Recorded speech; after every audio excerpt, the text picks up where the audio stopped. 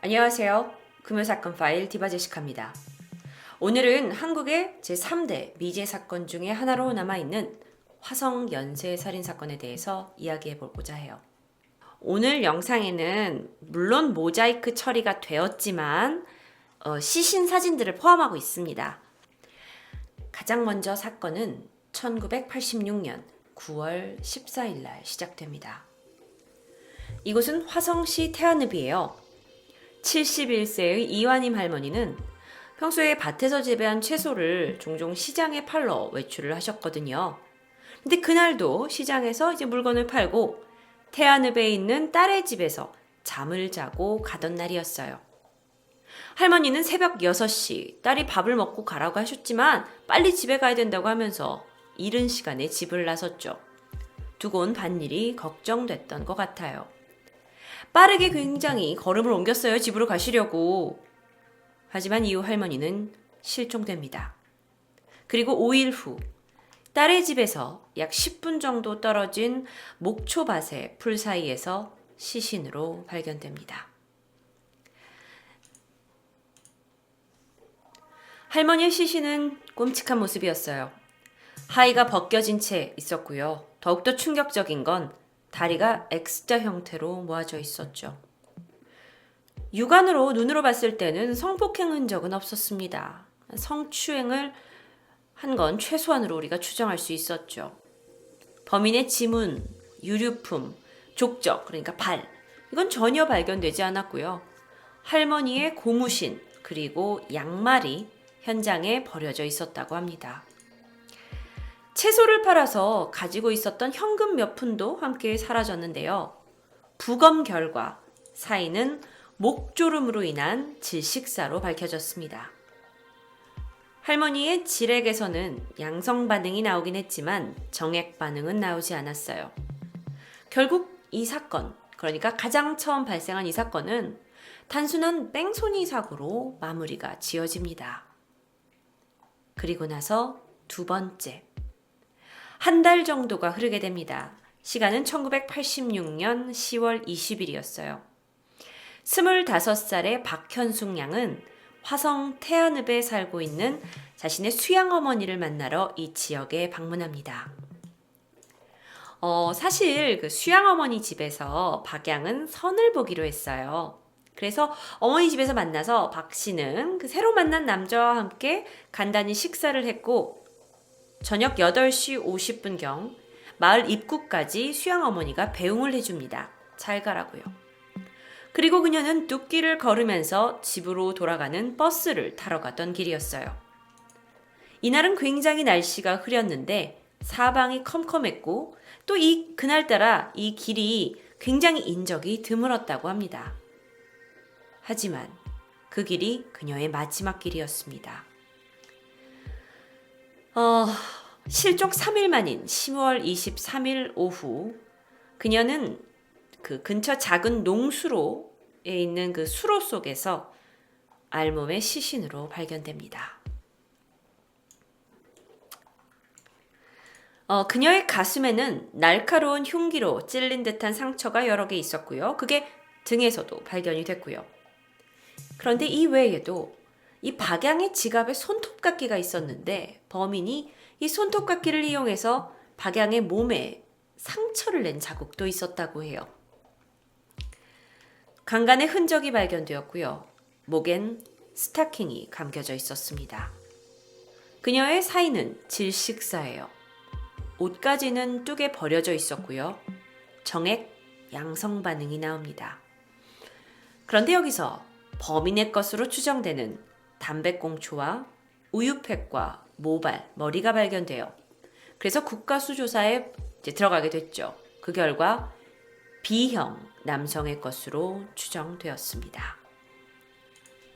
그리고 두 달이 흐르게 됩니다. 1986년 12월 12일. 오후 한 11시쯤 됐었어요.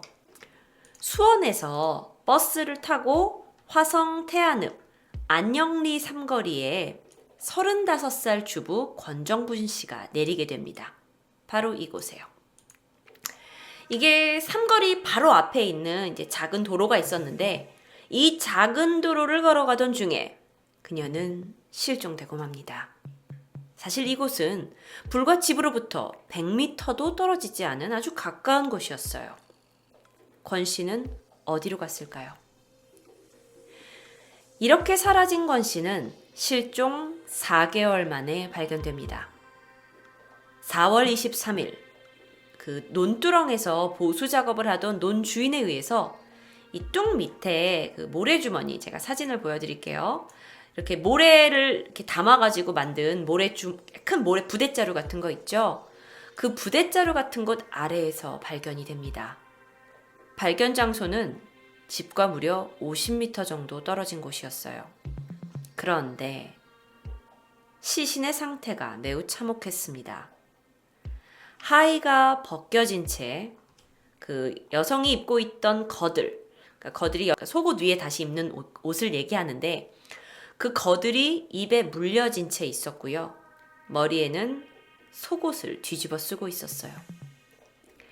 실종이 된 지 4개월이 지나고 나서 발견된 시신이었기 때문에 사실 많이 부패되어 있는 상태였고, 그래서 신원을 확인하기 힘든 것으로 처음에는 추정이 되었지만 다행히 가지고 있던 소지품에 도장이 발견되면서 그녀의 신분이 확인이 되었죠. 그렇게 세 번째 희생자가 발견되었습니다. 그런데 이 세 번째 권 씨가 실종이 되고 나서 이틀이 지났어요. 그러니까 아직 시신은 발견되지 않은 거죠. 그날이 언제였냐? 12월 14일이었어요. 그러니까 그녀가 이 삼거리에서 없어지고 나서 이틀 후에 또 다른 25살의 이계숙양이 있었습니다. 그녀는 맞선을 보고 그날 그 남자와의 굉장히 데이트가 좋았다고 해요. 처음 맞선인데 그 남자와 이제 좀 마음이 맞아가지고 저녁 늦게까지 데이트를 하게 됩니다.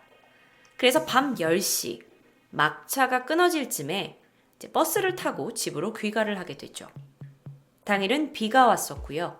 그녀는 종점에서 내리게 되죠. 그런데 이후에 이 양이 집에 돌아오지 않는 거예요.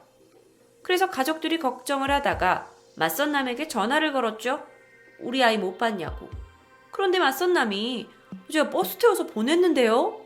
라는 이야기뿐인 거예요. 그래서 결국 기다리다가 경찰에게 신고를 했고 이 3차 사건, 그러니까 권 씨는 아직 그때 실종 상태예요. 이틀 전에 실종이 됐어요. 그래서 이게 지금 계속해서 사람들이 나오고 있어서 지금의 여러분이라면 이거 연쇄살인이잖아 라고 당연히 생각을 할 거예요. 그런데 당시에는 경찰들이 이걸 연쇄살인 사건으로 보기에는 아직 좀 파악하기가 힘들었어요. 다만 이 양이 밤 11시쯤에 이 버스에서 내리는 걸 보았다는 증인이 있었습니다. 근데 버스에서 내렸는데 집으로 오지 않았어요. 행방불명된 거죠. 그래서 그 상태로 경찰이 수사를 시작합니다. 하지만 찾을 수가 없었죠. 그리고 일주일 후에 뚝에서 그녀의 시신이 발견됩니다. 그녀는 양손이 뒤로 묶인 상태로 블라우스로 묶여 있었고요. 겉옷이었던 빨간색 투피스는 또 입혀져 있었어요. 그러니까 블라우스로 손이 묶여 있었지만 빨간색 투피스는 입혀져 있었다는 거죠. 그리고 여자들이 입는 거드리를 머리에 뒤집어 쓴 채 스타킹으로 목이 졸려 있었습니다. 속옷이 입혀져서 발견됐어요. 하지만 속옷이 뒤집어져서 입혀진 것으로 봤을 때 성추행 또는 성폭행이 있었던 것으로 생각이 됐죠. 그런데 여기서 특이한 점이 발견됩니다. 이전에 있었던 사건들과는 좀 다르게 시체가 훼손이 되어 있었어요. 이건 제가 설명하기 힘들 정도로 아주 끔찍한데요. 그녀의 하의 부분에, 여성의 그 하의 부분에 우산으로 몹쓸 짓을 한 흔적이 발견됩니다. 함께 이제 그녀가 있었던 그녀의 시신이 발견된 장소에서 여러 가지 그녀의 유류품들이 발견이 되었는데요. 그녀의 손수건과 우산에서 정액 양성 반응이 있었습니다. 그런데 사건 당일에는 비가 많이 왔었고 그리고 또 시신이 발견된 시점은 이미 일주일이 지난 터라서 사실 제대로 된 조사는 이뤄지지 못했고요. 다섯 번째 피해자는 졸업을 앞둔 19살 홍진영 양이었습니다.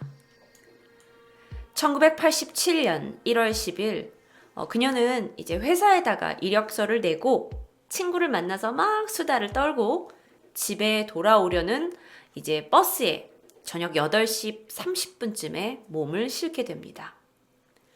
홍 양은 8시 50분쯤에 버스 정류소에서 내렸고요. 이후 뚝길로 발을 옮겨서 빠르게 집으로 걸어갔죠. 자, 여러분 당시의 상황들을 이 사진을 보시면 알 수 있을 거예요. 버스 정류장에 내렸다 해서 여러분이 생각하시는 잘 정돈된 곳에 내려져서 불이 밝은 곳에서 집에 돌아오는 게 아닌 거예요. 당시에는. 그리고 이 지역이 이제 화성의 태안읍 이 지역이 뭐 그렇게 도시화된 지역이 아니었기 때문에 버스 정류소에서 집까지 가는 데는 사실 뭐 사람도 없고 그냥 논밭의 뚝길인 거예요. 그러니까 빠르게, 무섭잖아요. 그러니까 빠르게 집에 걸어갔죠. 하지만 이 뚝의 중간쯤 지점에서 그녀는 범인의 습격을 받았고 다음날 아침 동네 주민에 의해서 발견됩니다. 동네 주민은 볏짚을 쌓아놓은 것들 있죠. 그 볏짚 안에서 시신을 발견하게 되는데요. 옷은 다 입혀져 있었어요. 하지만 양손은 브레이지어로 묶여 있었고 목에는 목도리가 감겨져 있었습니다. 이번에는 그 죽음의 사인, 그러니까 죽음의 이유가 목도리로 인한 교살, 그러니까 목도리로 목을 졸려서 죽게 한 거죠. 이전에는 스타킹이었고, 자, 현장 주변에는 머리카락, 그리고 음모, 그리고 천 조각들이 발견이 되었고요. 여기서 범인의 혈액형이 B형이라는 게 다시 한번 확인됩니다. 자, 제가 연속해서 5차에 걸쳐서 벌어진 연쇄 살인 사건을 계속 말씀드리고 있었어요. 여러분이 상상을 하시는 상황은 현대의 시대와는 굉장히 다릅니다. 1986년이었어요. 근데 이제 경찰이 5차 살인 사건이 일어나고 나서야 이 모든 게 연쇄 살인이라는 걸 인지하게 됩니다. 그 이유는 1986년 당시만 해도 연쇄 살인 사건이라는 건 굉장히 낯선 이름이었어요. 그렇기 때문에 이 전까지의 모든 살인사건이 방식이 유사했지만 이건 연쇄 살인사건이니까 이렇게 수사를 해야 돼 라는 그 프레임의 수사가 없었던 거예요. 그러다 보니까 수사가 늦어진 거죠. 게다가 지금은 과학 수사라는 게 굉장히 발달을 했잖아요. 그런데 그런 개념이 당시에는 아직 형사들에게 제대로 이루어지지가 않았어요. 그러니까 수사가 허점을 많이 보인 것도 사실이에요. 하지만 그건 시대적인 배경도 우리가 이해를 해야 합니다. 그런데 이제 심각성이 이게 한 사람이 계속해서 이 사람을 죽이고 있는 이런 끔찍한 상황이 이제 잘 파악이 되고 나서는 전국에 있는 베테랑 형사들이 다 화성으로 급파가 되고 수사에 들어가죠. 본격적으로요. 처음에는 목격자 위주의 수사가 진행이 되었어요. 그리고 전단지가 뿌려졌고 동일 수법으로 전과자들 중에서 추려내가지고 수사를 시작을 합니다. 그런데 이제 별 성과가 없는 거예요. 그러다 보니까 일반인, 그러니까 이 동네 지역 사람일 거라고 추정을 하고 이 사람들을 대상으로 경찰 조사가 대대적으로 들어가게 되는데 그 화성 주민들은 완전 겁에 질리는 거죠. 헉, 우리 안에 범인이 있을 수 있다고 경찰이 추정을 하게 되니까요. 특히나 4월 달에 이제 그 전에 세 번째 피해자였던 권 씨의 시신이 심하게 부패가 돼서 발견이 됐잖아요. 이러면서 이제 화성에서는 여성들이 밤에 외출하는 걸 아예 다 자제하고 도시 자체는 공포에 떨게 됐습니다. 이게 끝이었을까요? 수사가 계속되고 있었고 언론에서도 줄곧 이 사건을 계속 파헤치게 되니까 범행이 한동안 일어나지 않았어요. 하지만 1987년 5월 2일입니다. 그날도 비가 많이 오는 날이었어요. 당시 29살이었던 주부 박은주 씨는 비가 막 한참 퍼붓는 저녁에 보니까 남편이 돌아오지 않는 거예요. 아이, 비가 많이 오는데 우리 남편이 우산도 없을 텐데 하면서 그녀는 그날 저녁 우산을 들고 남편 마중을 나가게 되죠. 목격자 진술에 따르면 당시 박 씨는 청색 추리닝에 블라우스를 입고 있었고 청색 추리닝 상의를 입고 있었다고 해요. 그리고 밤 9시 반쯤 정류소에 도착을 합니다. 그리고 30분간 남편을 기다렸어요. 하지만 남편이 쉽게 오지 않았죠. 남편은요, 결국 11시가 돼서야 정류소에 도착을 했지만 그곳엔 아무도 없었습니다. 집에 갔어요. 비를 다 맞고요. 근데 아내가 보이지 않는 거예요. 그리고 나서 이틀이라는 시간이 지납니다. 결국 남편은 돌아오지 않는 아내를 실종신고 접수를 하게 되고 경찰이 수사를 벌이게 돼요. 일주일이 지나고 나서요. 아내 박 씨의 시신이 집에서 200m 정도 떨어진 야산 무덤 옆의 소나무 숲에서 발견됩니다. 아내는요, 상체가 벗겨져 있었고요. 양손이 묶여져 있었고, 목에는 블라우스와 브레이지어가 감겨져 있었어요. 그리고 추리닝 바지가 다시 입혀진 흔적이 있었고요. 사인은 목 졸음으로 인한 질식사였습니다. 자, 많은 사건들이 유사점을 보이고 있어요. 그런데 이번엔 조금 다른 점이 있었어요. 입에 재갈이 물려 있지 않은 거예요. 그리고 얼굴에 거들이 뒤집어서 입혀져 있지도 않았고요. 게다가 이 벗겨진 추리닝 상의에 정액이 발견됩니다. 그런데 그게 A형이에요. 뭐지? 보니까 결혼을 했잖아요. 그래서 그녀의 남편도 A형이었어요. 그러면 이거는 부부 사이에서 충분히 있을 수 있는 거니까 이거 A형 정액은 남편의 거일 수도 있어요. 그렇기 때문에 이 사건의 범인을 단정 지을 수가 없는 거예요. 다만 이게 이제 앞서서 있었던 사건들의 같은 범행이냐 아니냐는 쉽게 결정할 수 없지만 경찰은 이게 단독 한 사람의 범행이 아닐 수도 있다라는 가정을 추가하게 되는 거죠. 경찰 조사를 할 때 이건 한 사람이 했을 거야, 한 사람이 했을 거야 라고 하게 되면 아무래도 많은 오류를 범할 수 있어요. 근데 이 사건을 통해서 경찰들이 조금 더 수사망을 넓히게 된 거죠. 자, 이제 이 사건은 매스컵에 엄청난 주목을 받게 됩니다. 더 이상의 피해자는 막아야 됐어요. 계속해서 살인범이 사람들을 6명의 피해자를 죽였거든요. 그런데 1988년 9월 7일입니다. 이날은 대한민국의 88 서울올림픽 개막이 있기 열흘 전이었어요. 그런데 참 끔찍하게도 54살의 안기순 씨가 시신으로 발견됩니다. 그녀는 전날 저녁에 야산을 넘어서 집에 가던 중이었어요. 이게 여러분 이상하다고 생각되실 수도 있는데 당시만 해도 길이 제대로 되어 있지 않았고 야산을 통해서 가면 조금 더 빠르게 집에 갈 수 있었기 때문에 충분히 있을 수 있는 일이에요. 그런데 그녀가 그 야산으로 이제 빠르게 집으로 가던 중에 납치된 것으로 보였고요. 그리고 얼마 후에 풀숲에서 피가 흥건한 채 발견됩니다. 죽은 채로요. 양손은 블라우스로 묶여 있었고 입에는 양말과 손수건으로 재갈이 물려 있었어요. 사인은 성폭행을 당한 후에 이 블라우스 끈으로 인한 질식사로 추정이 되었습니다. 그런데 정말 충격적인 건 이 국가수가 이제 그녀를 조사를 합니다. 그녀의 시신을 부검을 해요. 그런데 그녀의 질 안에서 복숭아 조각이 발견됩니다.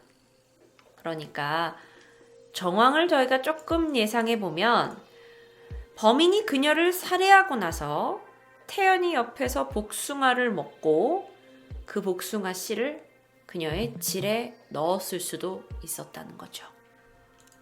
여러분이 그 상황을 상상해 보시면 이건 정신이 똑바로 박힌 정상인이 아닌 거예요. 그러다 보니 이제 화성 연쇄살인 사건의 범인은 단순 살인자가 아니라 악마로 불리고 있었습니다. 그러다 88올림픽 개최 하루 전 9월 16일입니다. 화성 태안읍 진안리에 살고 있던 13살 박상희 양의 집이 사진인데요. 엄마는 아침인데 애가 일어나야 되는데 일어나질 않는 거예요. 그래가지고 상희야! 상희야! 부르다가 방에 딱 들어가게 됐죠. 근데 애가 자고 있어요. 그래서 빨리 학교 가야지 하고 이불을 탁 걷었더니 아이는 죽어 있었습니다. 그런데 하의가 벗겨져 있었어요.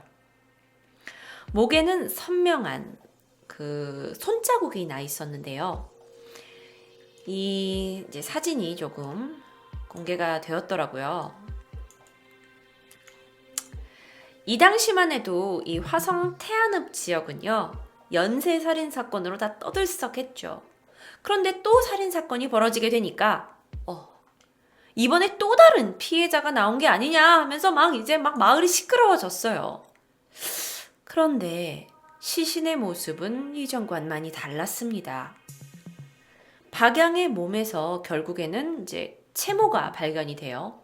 그러면서 경찰이 조사 끝에 범인이 밝혀지게 되는데요.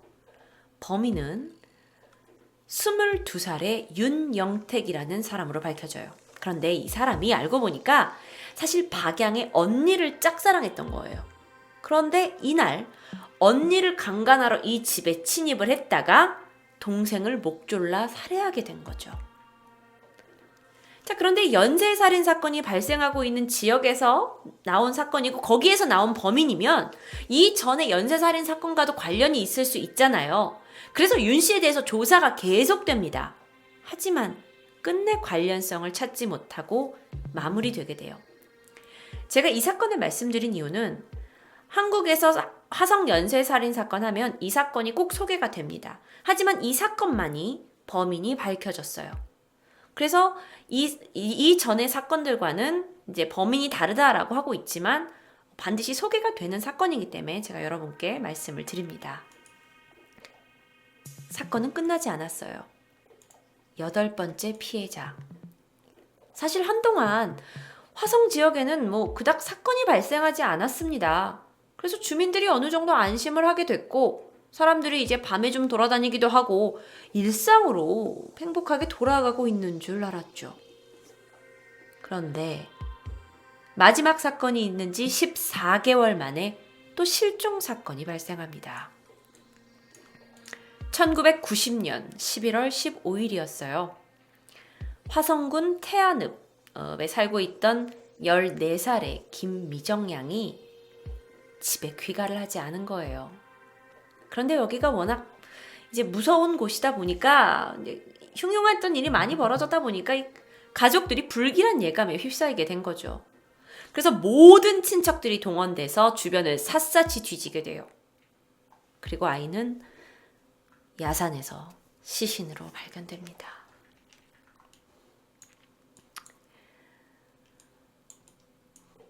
아이는 속바지를 입은 채 발견이 되었는데 이 시신 위로 교복이 덮어져 있었어요. 양손과 양발은 검은색 스타킹으로 묶여 있었고요. 그리고 입은 브레이지어로 재갈이 물려 있었습니다. 같은 범인이겠죠. 사인은 목졸림이었어요. 그리고 시신 가슴에 칼로 이렇게 베어낸 상처가 여러 개 있었는데 보니까 김양이 학생이잖아요. 그러니까 김양의 가방에 있는 필통을 열어가지고 그 필통에 문구 칼 있죠. 그 칼을 꺼내가지고 애한테 이렇게 상처를 얇게 베어낸 상처들이었어요. 게다가 14살짜리 아이에게 성폭행의 흔적도 발견됩니다. 근데 제가 정말 더 끔찍했던 건 아이의 질 내에 수저나 포크, 볼펜 같은 걸 삽입한 흔적도 발견됐습니다. 이 아이의 김양의 시신은 사실 비교적 빨리 발견이 됐죠. 그렇기 때문에 이 위장에 시신의 위장에는 아직 소화되지 않은 잡채가 남아 있었는데요. 이 위장 속에서 음식물이 발견됐다라는 건 보통은 먹은 지 이제 2시간 이후가 지나야 완벽하게 소화가 되는데, 즉 이 얘기는 먹은 지 2시간 이내에 아이가 살해되었다는 걸 입증해 주는 거거든요. 11월 15일은 사실 피해자 김양의 생일이었습니다. 그래서 그 아이가 아침에 엄마가 만들어준 잡채를 먹은 거예요. 그리고 그걸 다시 도시락으로 해가지고 학교에 싸가게 됐죠. 그래서 낮에도 잡채를 먹었어요. 근데 이건 낮 시간이었던 거예요. 그런데 오후 5시에 나와가지고 친구하고 귀가를 했죠. 그런데 친구하고 귀가하다가 헤어지고 나서 아이가 사라진 거예요. 그런데 그 사이에 또 잡채를 언제 먹었고 그러고 나서 어떻게 살해를 당했는지, 이게 시간상으로 경찰이 추정이 좀 힘들었던 것 같아요. 그러다 보니까 이제 많은 의문점을 남기게 됐죠. 그러다가 추정이 된 게 뭐냐면, 만약에 그녀의 도시락에 잡채가 남아 있었어요. 그런데 범인이 아이를 납치하고 나서 도시락에 남아있는 잡채를 아이에게 먹였을 가능성이 있죠. 그렇게 되면 이게 말이 돼요. 죽기 전에 아이한테 이걸 먹이고 나서 나쁜 짓을 하고 죽인 거야. 완전 사이코예요. 그러니까 왜 우리가 화성 연쇄 살인범에 대해서 이토록 미제 사건이고 많은 국민들이 분노를 하냐면, 이 살인범이 그냥 평범한 놈이 아니에요. 이 정신이, 이 정황상으로 볼 때 이 인간의 이 어떤 생각 범위에서 할 수 있는 일들을 하는 게 아닌 거예요.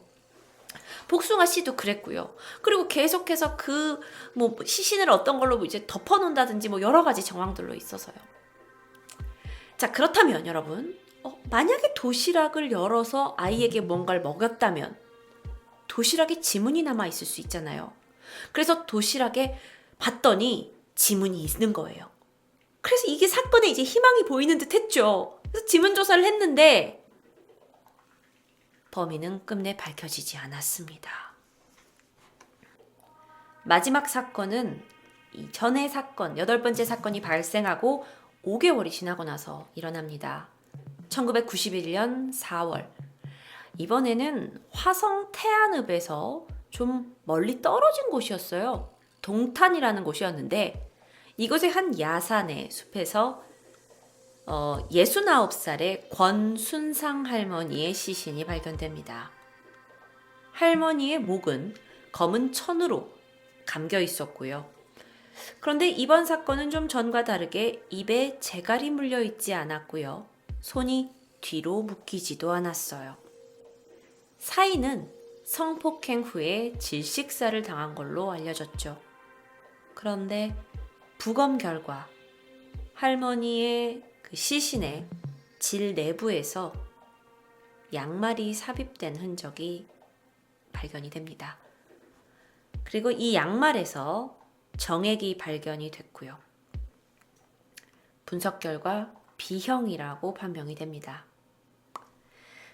자, 하지만 이 사건은 화성 연쇄 살인 사건의 동일범이라고 생각하기에는 약간의 범행 수법이 달랐어요. 그래서 형사들은 이걸 모방범죄가 아니냐라고 얘기를 했죠. 하지만 지금까지는 아직 미제 사건으로 남아있고, 또 화성 일대에서 같이 발생한 시기적으로 같이 발생한 사건이었기 때문에, 게다가 혈액형이 B형이었기 때문에 화성 연쇄 살인 사건에 포함이 되고 있습니다. 이 사건을 마지막으로 더 이상 살인 사건은 벌어지지 않았어요. 광범위한 수사가 계속되었죠. 지금도 우리 화성 연쇄 살인 사건 다 들으면 알잖아요. 당신 더 했어요. 뉴스에서 떠들어댔고 모든 사람들이 공포에 떨었고 범인을 잡아야 된다고 생각했고, 하지만 아무런 소득이 없었습니다. 오랜 세월 속에 1986년부터 91년까지 벌어진 이 사건들의 공소시효는 다 지났습니다. 그래서 이제 미제 사건으로 남게 됐어요. 많은 이들이 이 범인이 다른 죄로 혹시 감옥에 갇혀 있는 게 아니냐, 아니면 신변에 아예 문제가 생겨서 죽거나 외국으로 간 거 아니냐라고 추측을 하고 있습니다. 왜 그러냐면, 분명 화성 연쇄 살인 사건의 범인은 평범한 사람이 아니에요. 그럼 우리가 그를 소위 얘기하는 사이코패스라고 분류를 했을 때 그들은 살인을 멈추는 이유는 따로 있다고 해요. 그러니까 쉽게 살인을 멈출 수가 없고 뭔가 살인을 멈추려면 분명한 이유가 있어야 된다는 얘기인데요. 이 영상 다음 편에서는 이후에 이 화성 연쇄 살인범을 잡기 위해 어떤 수사 과정이 있었는지, 그리고 어떤 용의자들이 있었는지, 그리고 프로파일링을 통해서 범인의 정보가 나온 게 있는데 이것에 대해서 좀 더 알아보겠습니다. 다음 영상 클릭 부탁드립니다.